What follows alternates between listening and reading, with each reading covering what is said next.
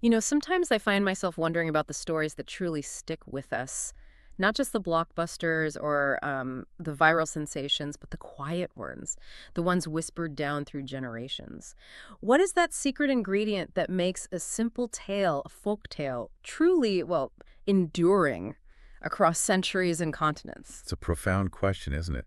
These Right. narratives are more than just entertainment. They're like uh, cultural tapestries, Yep. woven with threads of shared experience and distilled wisdom. Right. They often contain universal truths, often cloaked in the specific, vibrant dress of their unique cultures. They carry echoes of our collective past. That's a powerful image, and that's exactly why we're here today. Welcome to the Deep Dive, where we take fascinating sources and unpack the most important nuggets of knowledge and insight for you, our listener. For this deep dive, we're going to plunge into a truly timeless and frankly incredibly poignant Assamese folktale, the enduring tale of Tejimola.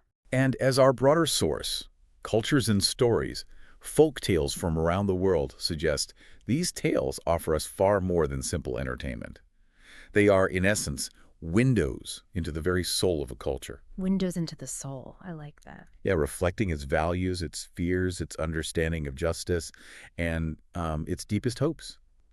They show us how humanity grapples with fundamental questions, often through the most unexpected and fantastical means. That's a fantastic way to frame it. Our mission today is not just to recount Tejimola's story, although we'll certainly do that. It's really to unravel the intricate layers of meaning, the powerful themes, and the rich cultural insights embedded within it.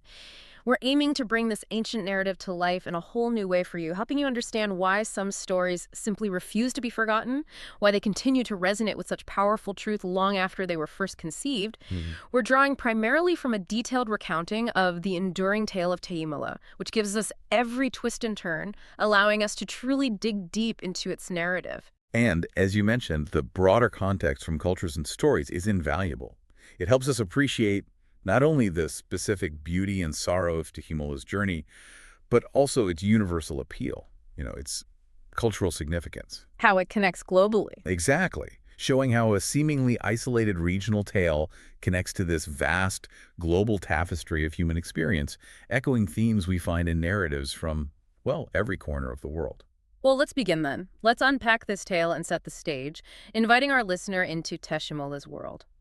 Our story begins, as so many enduring tales do, in a seemingly simple, almost idyllic setting. We find ourselves transported to a quiet village nestled in Assam. That's in northeastern India. Right, a region renowned for its lush green landscapes, its winding rivers, and its incredibly rich cultural heritage steeped in centuries of tradition. Here we meet a merchant, a man of some standing in the community, and his daughter Tejimola. The source is quite specific, describing her as beautiful and kind-hearted. And right from the outset, this paints a picture of initial domestic tranquility, doesn't it? It really does. It feels like the classic once upon a time. That phrase, once upon a time, it's like a deliberate narrative cue, isn't it? What's fascinating here is how quickly the tale establishes this archetypal setup, that quiet, peaceful opening, this sense of initial harmony. Mm-hmm. It's almost always in folklore a precursor to a profound challenge, a disruption of that very tranquility. Setting you up for the fall, almost. Precisely. And when Tejimola is immediately characterized as beautiful and kind-hearted, it's more than just a simple description of her attributes. It's a deliberate narrative choice that serves a crucial purpose. Okay, what's that? It instantly conveys to the listener that she is innocent, virtuous, and, well, eminently worthy of our empathy and concern. It's a foundational element in establishing the emotional contract between the story and its audience. So it's building that immediate emotional investment in her fate, right? You're already rooting for her even before the shadows start to gather. It's almost like a narrative shorthand for this character deserves good things. Exactly. It absolutely builds emotional investment. But it's more than just a quick connection. It's a narrative contract.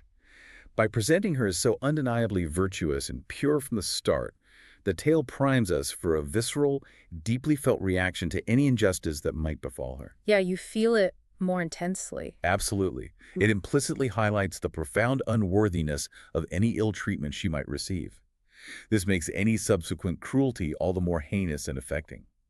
We are meant to see her as a pure, undeserving victim, which dramatically intensifies the emotional impact when her father's later actions, or perhaps more accurately, his lack of action or perception, allows for her suffering. It sets the stage for a deep exploration of innocence betrayed. And speaking of betrayal, the serpent quickly enters this seemingly idyllic garden. The merchant, having tragically lost his first wife, remarries, and this introduces the new wife. Now, the source is very specific about her deceptive nature. She pretended to love Tejimola in front of her husband, but secretly harbored deep resentment. Ah, the facade. Right. What then was the driving force behind this malice? The story tells us it was Tejimola's grace, beauty, and the affection her father showed her. This is a textbook example, really, of the classic folktale trope of the wicked stepmother, a figure found in countless narratives across cultures. Absolutely. Cinderella comes to mind immediately. Right. But what makes her uniquely cruel and compelling in this specific context is the nuanced motivation. She isn't simply cruel for cruelty's sake or out of some, generic desire for power. Her wickedness stems directly from deep resentment and a corrosive jealousy. But jealousy of what, exactly? Well, not just of Tejimola's innate beauty, which is a common trigger in these tales, but crucially of the affection her father showed her. This points to a deeper insecurity within the stepmother, doesn't it? A desperate, almost pathological need to monopolize the merchant's love, attention, and perhaps even his resources. So it's possessiveness. Deeply so. And the initial facade of kindness is what amplifies her wickedness. It's not just overt malice, it's a calculated, manipulative performance.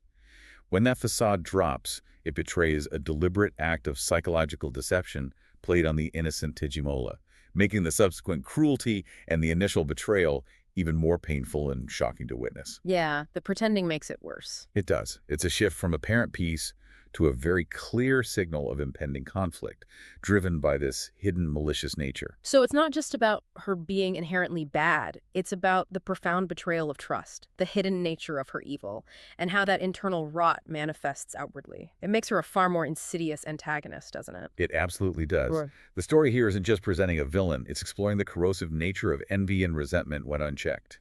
It's a powerful statement on how internal discord can violently disrupt external harmony, especially within the sacred space of the family. And the moment that door opens for her malice to truly be unleashed, for her true nature to be revealed, is when the father, the merchant, departs for a long journey to tend to his business. The classic catalyst. Exactly. The source tells us that immediately the stepmother's facade of kindness vanished. Walk us through what happened the next, because it's a swift, brutal shift. What's truly chilling here is the immediate and absolute transformation.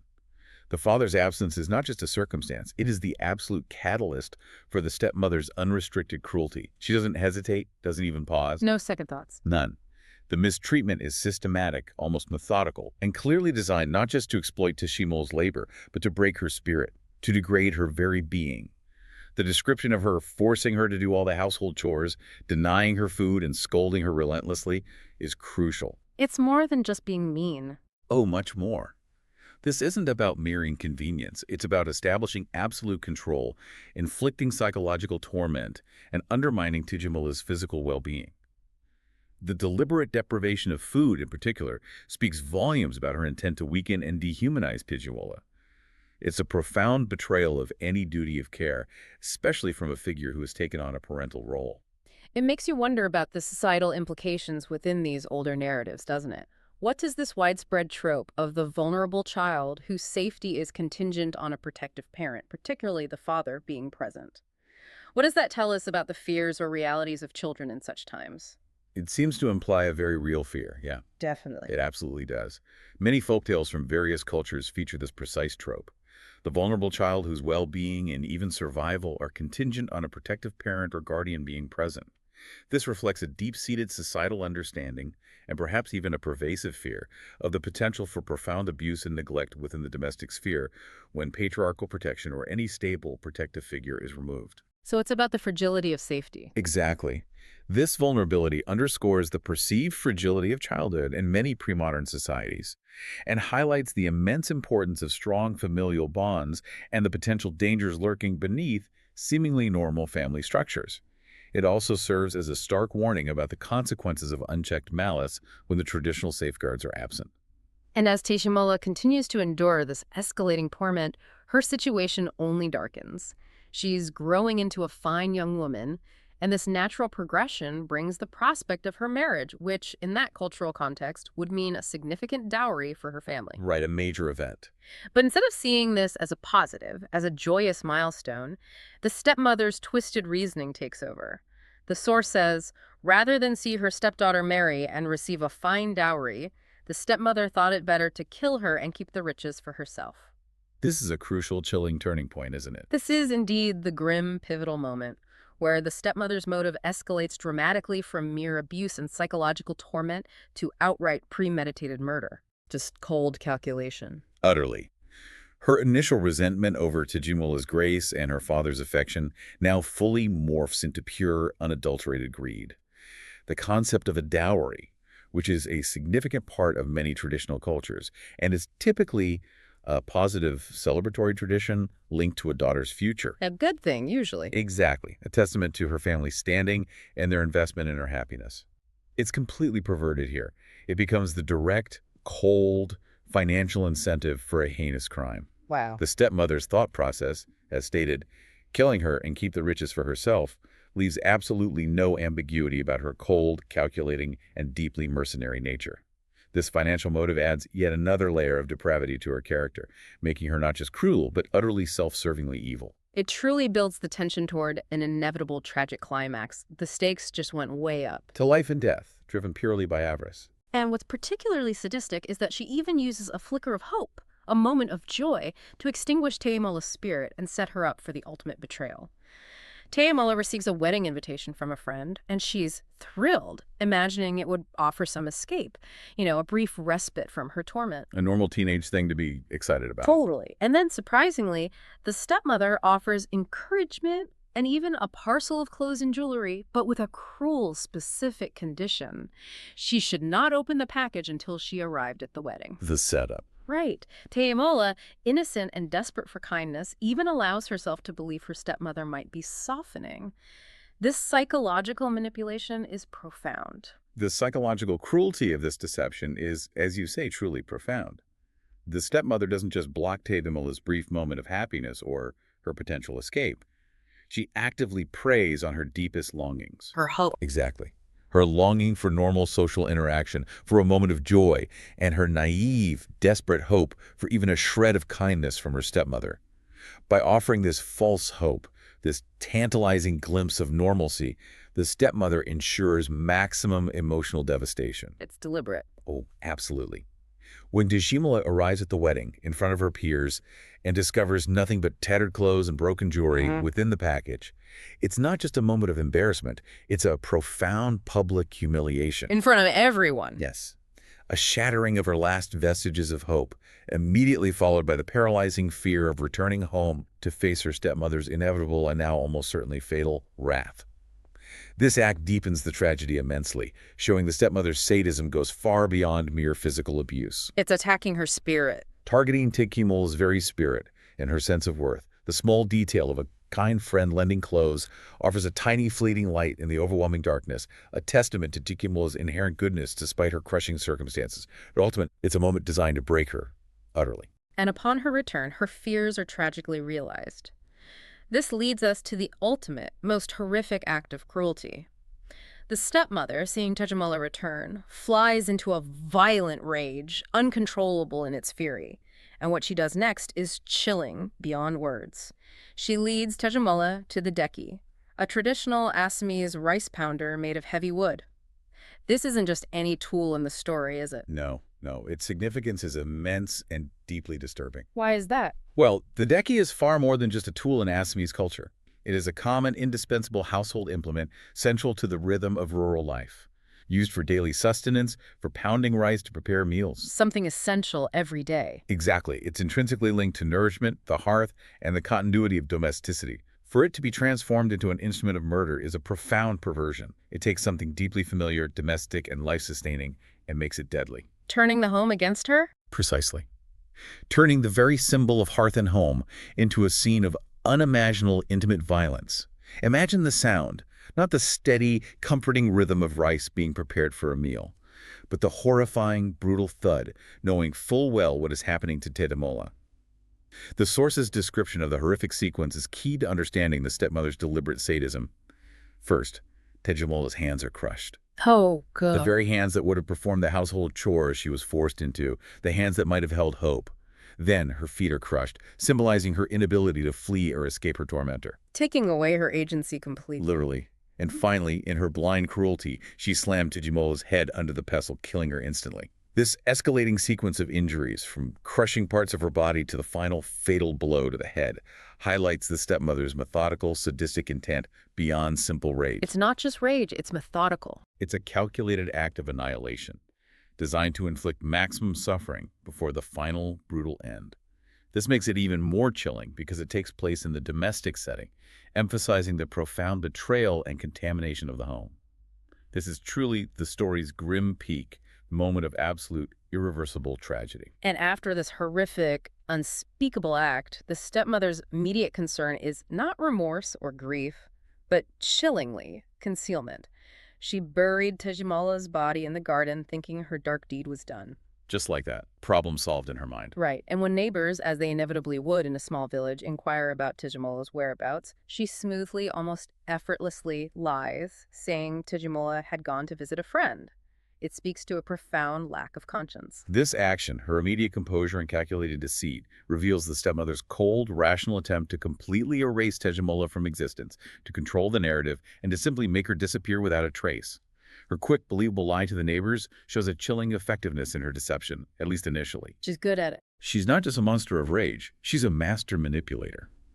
For us, the listeners, knowing the truth, this sets up a powerful dramatic irony. We know that her dark deed is far from done, that her secret is anything but safe. Because the truth will out, right? In the world of folk tales, particularly those dealing with grave injustices, the truth has an undeniable, almost elemental way of inevitably emerging. No matter how deeply it's buried, how cunningly it's concealed, or how convincingly the lies are spun, it primes us for the inevitable revelation that must and will come to light. And emerge it does. Despite the stepmother's most ruthless efforts to bury and erase her, Tejimola's spirit simply cannot be suppressed. The story tells us days passed, and soon a curious thing happened. In the very spot where Tejimola was buried, a beautiful lao, Assamese gourd, creeper began to grow. Right from the grave. Exactly. And then an old beggar woman, perhaps drawn by the lushness of the plant, comes asking for permission to pick some gourds. This is precisely where the tale pivots from human cruelty to the realm of supernatural justice, introducing one of its most powerful and beautiful themes. The theme of transformation and the profound spiritual connection to nature. Nature as witness. Yes. The immediate growth of the beautiful lao creeper directly from Tejimola's burial spot is not just a coincidence. It is a clear, undeniable signal that her spirit persists, that life triumphs over death, and that innocence cannot be entirely extinguished. It's a nonverbal affirmation that she is not gone, but is merged with the natural world. And the lao gourd itself, does it have special meaning? Well, the lao gourd, while a common vegetable used in daily cooking, holds symbolic significance in many cultures, including Assamese, often representing fertility, growth, and natural beauty. Here, its appearance reinforces the idea of life emerging from death, of purity and resilience blossoming from profound tragedy. And it's not just a plant, it speaks. It offers a soft, sad, melancholic voice, revealing its hidden truth. The source gives us Tejimola's song. Don't pick my fruit, O beggar woman, for I am Tejimola buried here in the fine clothes of Assamese tradition. That line, in the fine clothes of Assamese tradition, is so evocative, isn't it? It is incredibly evocative, adding a layer of poignant cultural depth. That line, in the fine clothes of Assamese tradition, it's not just about beautiful garments. It carries deeper cultural resonance. Like what? In Assamese culture, traditional attire like the Makela Sador isn't merely clothing. It's often linked to rites of passage, to a woman's purity, her identity, and her status within society. It signifies a certain elegance, a connection to the community's heritage. So it's about who she was, who she should have been. Exactly. So for Tejimola's spirit to identify with these fine clothes even in death, it subtly emphasizes her inherent purity and the beautiful traditional life she was robbed of, especially considering the dowry motive that sealed her fate. It's a quiet declaration of her rightful place, even from beyond the grave. And the beggar woman's reaction. Shock, the text says, and she immediately reports it to the stepmother. And the stepmother's reaction is horrified. It shows the undeniable, visceral power of this first manifestation. And what does she do? Her violent response, Chopping down the vine and throwing it into the river reveals her desperate, almost frantic attempt to suppress the truth. But as we'll see, her efforts are futile and only lead to further, more public revelations. Indeed, because not long after, the vine floats downstream, carried by the river's current, and travelers passing by notice a beautiful plum tree growing on the bank where the vine had floated away. Another transformation. Right, and just like the low creeper, when they approached to pick fruit, the tree began to sing in Tejimola's voice, recounting her tragic fate. This feels like a significant escalation, doesn't it? It is a crucial escalation in the sequence of transformations, showing Tejimola's spirit gaining strength and her voice reaching an ever wider audience. We've moved from a gourd growing discreetly on land, visible to a single individual, The beggar woman. to a prominent plum tree by the riverbank, accessible to a broader audience of travelers, people from outside the immediate village. This suggests Tejimola's spirit is becoming more pervasive, more assertive, and its voice is reaching further afield. And the plum tree. Yeah. Symbolic too. Oh, yes. The plum tree, too, carries rich symbolic weight. In many cultures, fruit trees represent life, bounty, and growth, often enduring harsh seasons to bear fruit. Its ability to sing Tejimola's story across the waters signifies her persistence and her truth, transcending different elements of nature from earth to water to becoming a more robust, long-lived form. So truth finds new ways out. It showcases truth's capacity to find new conduits and to overcome physical barriers. The fact that the travelers are scared by the singing tree reinforces the supernatural, undeniable nature of the revelation. They don't dismiss it as delusion, they react with fear, recognizing something profound, otherworldly, and deeply unsettling that demands attention. And once again, the stepmother's reaction is one of furious, immediate violence. She chops down the tree and throws its remains into the river. You can really sense her escalating desperation, can't you? Oh, absolutely. Panic is setting in. She's trying so hard, so frantically to hide the truth, but it keeps finding a way to resurface. Absolutely. Her fury and her repeated, increasingly desperate attempts to destroy these manifestations underscore her deep, consuming fear of exposure. She operates under the delusion that by destroying the physical forms, she can somehow silence the truth itself, eradicate the evidence of her crime. But it doesn't work like that in these stories. Not at all. The narrative, cleverly, almost ironically, shows that her actions are utterly counterproductive. Each attempt to suppress Tejimola's spirit only forces it into a new, often more public and undeniable form. It's a classic folktale motif. Evil's attempts to bury truth only serve to nurture its inevitable rise. And the timing here is just perfect, isn't it? The tension builds dramatically here, precisely because, unbeknownst to her, this escalating desperation is aligning perfectly with the serendipitous timing of the merchant's return. Her frantic efforts to cover her tracks are unknowingly setting the stage for the final, irrefutable reveal directly to the one person who can act. And this leads us to the most poignant and ultimately climactic transformation of all. Because as the stepmother is frantically trying to erase all traces of Tejimola, believing she's finally rid herself of the problem, her husband was returning home by boat that very day. Fate intervenes. It seems so. And as he sails down the river, his eyes fall upon something truly extraordinary. The most exquisite lotus flower floating on the water. The description is vivid. Large, bright pink, and unlike any he had ever seen. Wow. And what does he do? Thinking of his daughter, he reached out to pluck it for her. It's such a tender, heartbreaking gesture. This moment is utterly laden with profound symbolism, bringing together several powerful threads of the narrative. The lotus flower is revered in many cultures, particularly in the East, as a sacred symbol of purity, beauty, spiritual awakening, and rebirth. Emerging from the mud. Exactly. Often emerging untainted and perfect from muddy waters. It represents the triumph of purity over adversity, of spiritual ascent. The fact that the merchant, the father, sees this specific lotus, described as most exquisite and unlike any he had ever seen, immediately signifies its special, sacred, and unique nature. It's meant for him. It feels that way. It's not just a beautiful flower, it's a manifestation of Tejimola's pure spirit rising above the darkness, the literal muddy waters of her brutal death and the stepmother's evil. His intention to pluck it, thinking of his daughter, is key. It shows his deep subconscious connection to her, a paternal love that transcends his physical absence and his initial blindness. The connection is still there. That paternal love, that intuitive bond, becomes the direct key to unlocking the final undeniable truth. It's the ultimate convergence of magic, love, and destiny. And this time, Tejimola's voice is not a sad, soft song for stronger or for general travelers. It's directed specifically at him, the one who needs to hear it most, the one who can finally act. The lotus speaks directly. Don't pluck me, father, for I am your Tejimola, your wife killed me, and now I am this lotus. The directness of that is truly gut-wrenching. It is the absolute climactic moment of recognition, the shattering of all illusion, the direct address, the tender father, and the stark, brutal revelation, your wife killed me, shatters the merchant's world. Everything falls apart for him. His reaction is immediate and visceral, shocked and heartbroken. The truth, which he was too absent, too trusting, or perhaps too preoccupied to perceive before, now speaks to him directly, unequivocally, from a source that is both supernatural and profoundly personal. He can't deny it now. He can no longer deny or ignore it. Mm. This recognition is not just a plot point. It's the profound catalyst for the ultimate unraveling of the lie and the powerful restoration of justice. The lotus, symbolizing purity emerging from darkness, perfectly encapsulates Tejimola's unblemished truth, finally breaking through the heavy veil of the stepmother's evil and deceit.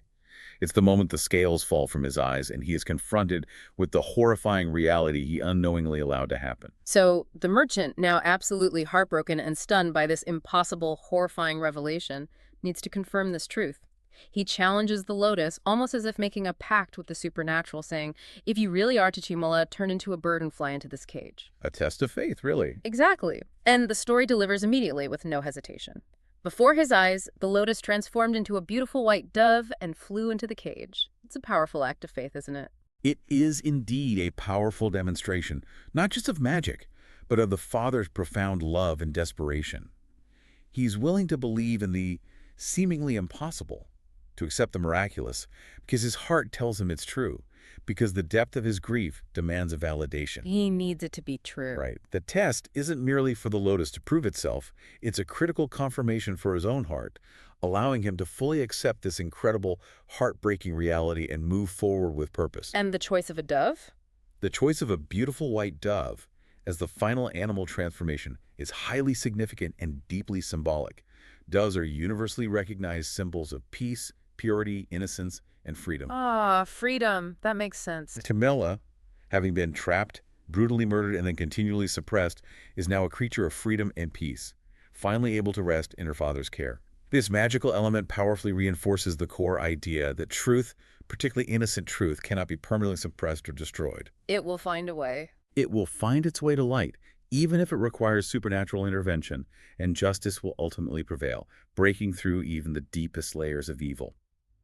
It's a poignant testament to the power of truth and love. And with this undeniable confirmation, with his daughter, in spirit, now safely in his care, he brings the bird home, ready to confront the monstrous truth that awaits him. He asks his wife where Tejimola is, and she, with chilling composure, once again lied, saying she had gone to visit a friend. Unbelievable. Still lying. Her deceit is so deeply ingrained, so habitual. But then, the merchant, holding the cage, speaks directly to the dove, delivering the ultimate challenge. If you are truly my Tejimola, transform back into your human form. The tension in this scene is absolutely palpable. The merchant, knowing the truth, gives his wife one final, agonizing chance to confess, to acknowledge her monstrous deed. One last chance. Her continued lie, even in the face of his knowing gaze and the presence of the symbolic bird, underscores her deep-seated wickedness, her unrepentant nature, and her absolute refusal to acknowledge her guilt.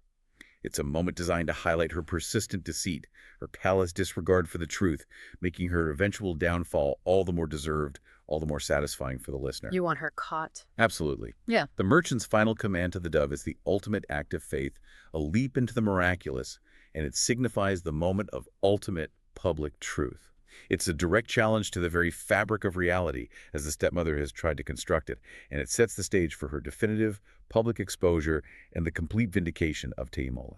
And the climax delivers beyond expectation. The source says, the dove flew out of the cage and, in a flash, turned back into the beautiful Tejimola, a complete miraculous restoration of her human form. Back to herself. And then the stepmother, witnessing her heinous wickedness exposed in the most undeniable way, fled the house in fear and was never seen again. Poof. Gone. Just like that. The story concludes with the heartwarming reunion. Tejimola and her father were reunited, and they lived happily ever after. This is the full and complete restoration, the narrative's profound resolution, signifying the absolute triumph of good over evil and the profound, enduring power of familial love. Tejimola's return to her human form is not just a magical event. It's a symbolic reassertion of her identity, her innocence, and her rightful place in the world, reclaiming what was so cruelly stolen from her. And the stepmother just running away, is that enough justice? Well, in the context of the folktale, it often is. Her swift and final disappearance, fleeing in fear, offers a clear resolution of justice without needing to detail explicit graphic punishment. Her exposure, the public shaming, and the undeniable moral consequences of her horrific actions are, within this framework, punishment enough. Her banishment serves as her definitive judgment, a removal of evil from the restored familial sphere. Okay, I see. And the happily ever after is more than just a typical fairy tale ending. In the context of such a dark and harrowing tale, it's a powerful statement about the resilience of the human spirit, the enduring strength of good, and the ultimate undeniable victory of love and truth over even the darkest, most insidious evil. It offers hope. It offers profound solace and reaffirms core values to the listener, reminding us that even after the deepest sorrows, healing and joy are possible. Okay, that was quite a journey, a truly powerful and moving narrative. Now that we've really unpacked the enduring tale of Tejimola, from its idyllic start to its harrowing depths and its miraculous resolution, let's distill some of the key takeaways, those nuggets of knowledge and insight that make it so powerful. First, these are clearly universal themes, aren't they? We've seen the classic conflict between good and evil, the destructive power of jealousy and greed, the unwavering strength of familial love, and the concept of justice, even if it's delivered supernaturally. What's truly fascinating here is not just that these themes are universal, but how this tale elevates and illuminates them in a uniquely impactful way. While the surface elements feel broadly relatable, the way this specific narrative subverts or magnifies those themes is what truly makes it unique and enduring. How so? Can you give an example? Sure, take the father's role. It isn't just about familial love in a general sense. It's about a very specific kind of delayed recognition and profound redemption, almost a spiritual awakening to a truth he was tragically blind to. Right. He didn't see it until it literally spoke to him. Exactly. It's a commentary on how we can be oblivious to suffering right in front of us, and only a profound, almost mystical shock, a direct voice from the transformed spirit of his daughter, can break through that veil of ignorance. This suggests that truth, when suppressed, finds extraordinary ways to reveal itself, especially to those who most need to hear it at a critical juncture. That's a powerful point. It's not just that truth emerges, but that it emerges to the one who needs to hear it most at the critical juncture. And a huge part of what makes this tale so memorable, so distinct, is the powerful symbolism of transformation and nature's voice. We saw Tejimola's spirit manifest through the lao creeper, then the plum tree, the lotus, and finally the dove, each form allowing her to slowly but surely reveal the truth. What does this profound connection to nature signify? This is a deeply resonant motif found in many global folktales. Nature as a powerful witness and an undeniable conduit for truth. In Tejimola's story, her spirit manifesting through these varied forms of plants and animals profoundly emphasizes her inherent innocence and purity, Contrasting with the stepmother. highlighting a stark contrast with the stepmother's unnatural, violent cruelty. Nature in this narrative becomes an active, almost sentient ally for justice. It's an organic, indomitable force that simply cannot be contained or silenced by human malevolence or deceit. It keeps coming back. This constant cycle of rebirth and transformation, from gourd to tree to lotus to dove, symbolizes the idea that truth, much like nature itself, possesses an inherent resilience. It cannot be permanently suppressed. No matter how deep the burial, how complete the cover-up, how destructive the acts of evil, the truth will eventually find a way to bloom, to sing, to float, and to fly its way to the surface. Demanding to be heard. Exactly. Demanding to be heard and seen by those who are ready to receive it. It speaks to a fundamental belief in the universe's inherent drive toward balance and revelation. And while these overarching themes are universal, touching on human experiences common across all cultures, the tale is also deeply embedded in its specific Assamese context. We talked about elements like the deki, that traditional rice pounder, and gourd. How do these cultural specifics enrich the universal narrative? Indeed. While the overarching themes resonate globally, these culturally specific elements ground the story firmly in its Assamese identity, making it uniquely powerful. The deki, for instance, is more than just a tool. It's central to the rhythm of rural Assamese life. The sound of home, almost. The constant rhythmic thud is a sound associated with nourishment, preparation for feasts, the continuity of domestic life. For it to be perverted into a murder weapon, used for such brutal, intimate violence within the home, by a figure who should have offered care, profoundly contaminates that very sense of domestic sanctuary. It's a deeper violation because of what the Deki represents. Precisely. It's a violation of the most fundamental sense of home and safety that is viscerally felt by an audience familiar with its purpose. Similarly, the law gourd, a familiar plant in Assamese households, becoming the first manifestation of Tejimola's spirit, connects the supernatural to the commonplace in a way that feels authentic and deeply meaningful to the setting. So the details matter. These details are not just decorative. They allow the tale to convey universal human emotions and experiences through a unique, culturally specific lens. Such stories provide a fascinating, invaluable window into the values, traditions, and even the deepest fears of a specific culture, while still speaking to a global audience about timeless human struggles and triumphs. Like seeing the universal through the particular. Exactly. They show us how a community expresses its moral universe, its understanding of justice, and its deep connection to its environment. And for you, our listener, this is exactly what the deep dive is all about. Understanding the nuances of a single folk tale like Tejimola, its devastating lows, its magical transformations, its ultimate triumph, can offer those incredible aha moments. Yeah. Moments about storytelling itself, about human nature, and about cultural understanding. It's about gaining knowledge quickly but thoroughly without ever feeling overwhelmed by information overload, but rather enriched by a deeper understanding. It's about recognizing the echoes of our shared humanity in narratives from across the globe and seeing how ancient wisdom, profound truths about the human condition are packaged in these incredibly compelling, sometimes heartbreaking, sometimes magical forms. Yeah. It's about understanding that every culture has its own ways of exploring justice, love, and perseverance. Hashtag outro. So we've unpacked the enduring tale of Tejimola, a truly heartbreaking story that delivers a powerful message of perseverance, the undeniable call of truth, and the ultimate triumph of love over evil. It's a narrative that, despite its profound sorrow, ends with a strong sense of hope and restoration. It reminds us that some narratives, no matter how ancient, retain a compelling urgency, continuing to speak to us across generations, almost as if they carry an inherent life force that refuses to fade. And it makes you consider, what does it truly mean for a story to be timeless in an age of constant new information, of endless content vying for our attention? What is it about certain narratives that allows them to persist across centuries and cultures, even as the specific details might shift or evolve? Is it the universality of the emotions, the clarity of the moral lessons, or something deeper, perhaps? Yeah, what's the secret sauce? And indeed, what hidden truths might still be singing from the forgotten corners of our world, just waiting for someone to listen. It's a powerful thought that the echoes of past wisdom and the voices of enduring truths are always there if we know how to truly listen and understand them in their cultural contexts. A wonderful thought to leave with. Keep seeking out the deeper meanings in the stories around you, whether they're ancient folk tales that have stood the test of time or the narratives unfolding in our modern world. Thanks for diving deep with us.